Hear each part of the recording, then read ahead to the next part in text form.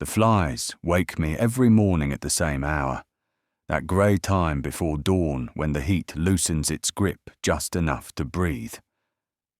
I've been counting them. Started as something to do, became something else. They increase by sevens. 7 the first day, 14 the second, 21 the third. We're on day 93 now in cut, which means 651 flies, except there are thousands, so either my mathematics have failed or theirs have evolved. The counting helps, gives structure to what's becoming structureless.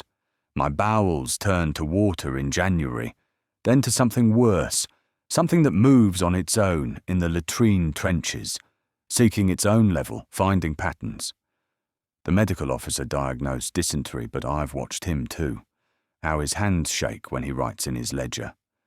How the words swim on the page after he's written them. He knows what I know. The diseases here are older than their Latin names. We hear the relief force sometimes, guns thundering in the distance. But distance means something different now. Yesterday I watched a Turkish shell fall and counted. 1 Mississippi, 2 Mississippi, 3 Mississippi, waiting for the impact. It came before I started counting. The explosion preceded the falling, effect before cause, the way dreams work, the way fever logic operates when it replaces real logic. Morrison says it's the heat affecting our perception, but Morrison's been dead for 3 days and his opinions have become unreliable. He still takes his watch, though. Stands at his post. We all see him, but no one mentions it because mentioning it would mean acknowledging that the rules have changed, that death might not be what we thought it was. Not here. Not in this place where the Tigris and Euphrates remember when they were one river, when they were the boundaries of something that wasn't meant to be bounded. The Arabs slip through the siege lines with bread. Through, not across. I've watched them carefully. They move in straight lines while space bends around them, occupying the places where Turkish bullets aren't, won't be, never were. They leave the bread and go, and the bread tastes like the inside of our mouths, like fever and forgetting. But we eat it because the alternative is eating what Richards ate last week. Sand mixed with his own blood to make a paste. He said it tasted nutritious, said nutrition itself had evolved here, become something that feeds on the feeder. The general visited yesterday. Townshend himself, though his face kept sliding off-centre, requiring constant adjustment. He spoke about relief, about Gordon at Khartoum, about the glory of the empire. His words fell out of his mouth as small, hard objects that skittered across the ground. I picked one up. It writhed in my palm, spelled out a different word every second. Hunger, home, here, hell, hello. I kept it. Feed it. Drops of sweat. It's growing. At noon the heat becomes visible, rises in sheets that have weight, mass, intention. We move through it like swimming through glass that hasn't quite solidified. Sometimes men get stuck. Stand there, mid-stride, while the heat thinks about them, decides whether to let them pass. Usually it does. Sometimes it keeps them. They're still there, those kept ones, visible at certain angles, still mid-stride, still waiting for the heat to finish thinking. My tongue has developed ridges, geographical features. I can feel my thoughts travelling across it, looking for water. There's none. Hasn't been for days. We drink our own piss and pretend it's tea, bitter tea from a country we're not sure exists anymore. England. The word sounds made up, a fairy tale we tell ourselves. Once upon a time, there was a green place where water fell from the sky and no one's shadow ever detached and walked away. Because that's happening now. Shadows going independent.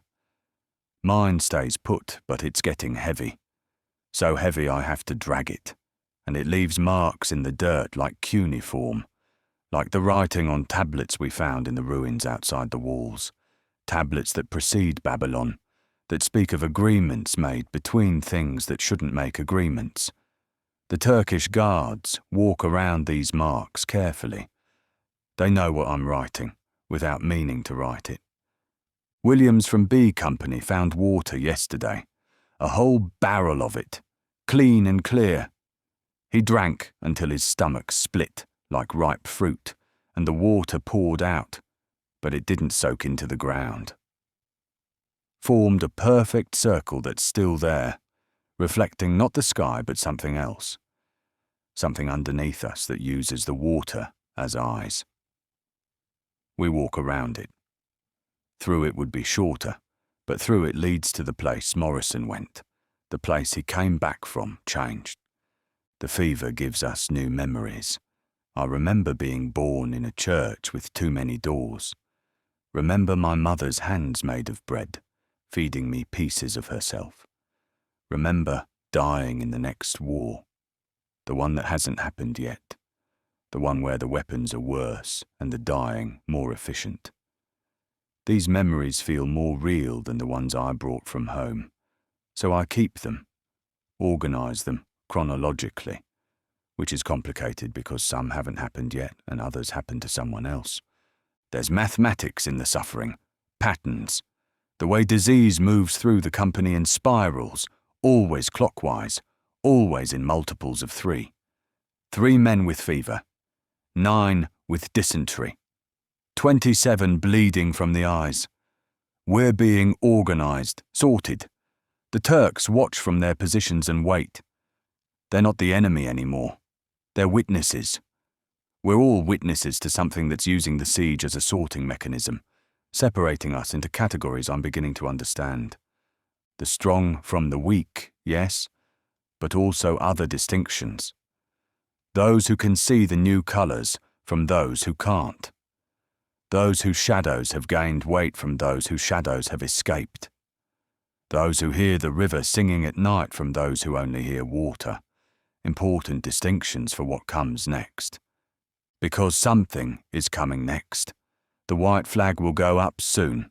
I know this the way I know my skeleton is counting down to something. Each bone a calendar marking days until an event that doesn't have a name yet. Townshend will negotiate, offer money. The Turks will refuse because money isn't what's being traded here. We're the commodity, but not for labour, not for propaganda. For something else. Something that requires us to be exactly this broken, exactly this transformed. The latrine trenches have started growing, extending themselves at night, reaching towards something underneath. We hear it when we squat over the holes, a sound like singing if singing could be done with organs we don't have names for. The shit and blood and bile we pour down there isn't waste. It's communication. We're telling the thing below what we're becoming, and it's singing back instructions, frequencies that rearrange our cells, teach them new ways to fail, that are actually successes if you're measuring by different metrics. A man I've never seen before has always been in my unit. He sits in the corner, doesn't eat, doesn't drink.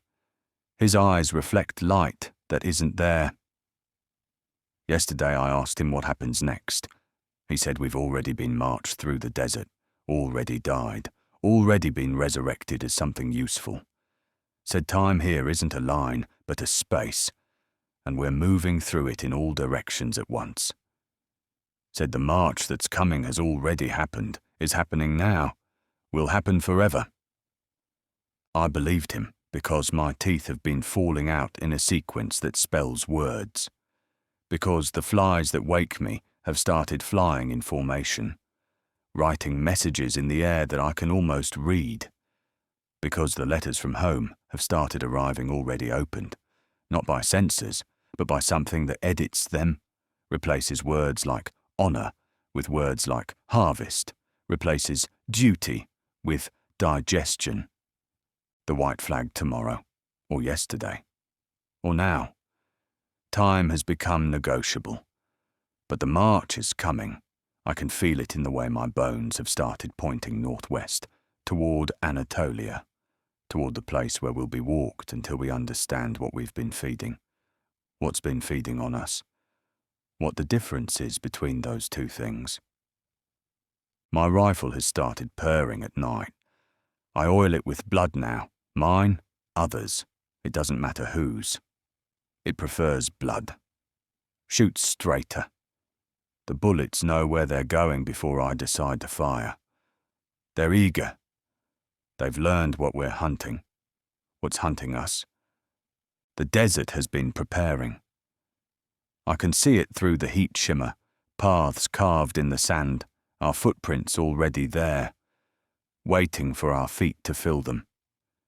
Graves pre-dug at intervals, efficient, organised. The mathematics of attrition worked out in advance. Pack what matters. But what matters has changed. Not letters from home. Those belong to someone I used to be, not photographs. The faces in them have started changing, becoming people who won't exist for decades.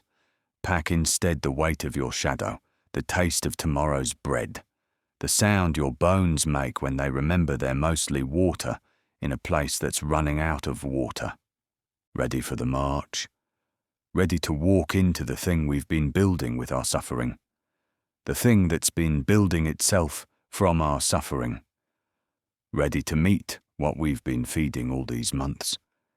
It's been patient, but its patience is running out.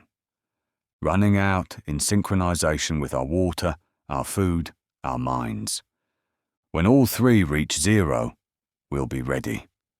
Ready for what we're becoming. The flies know. They've always known. That's why they increase by sevens. 7 days to unmake a man. 7 times that to remake him as something useful. We're almost there. Morrison knows. He's been there and back. That's why we don't mention that he's dead. The dead here aren't finished. They're just getting started.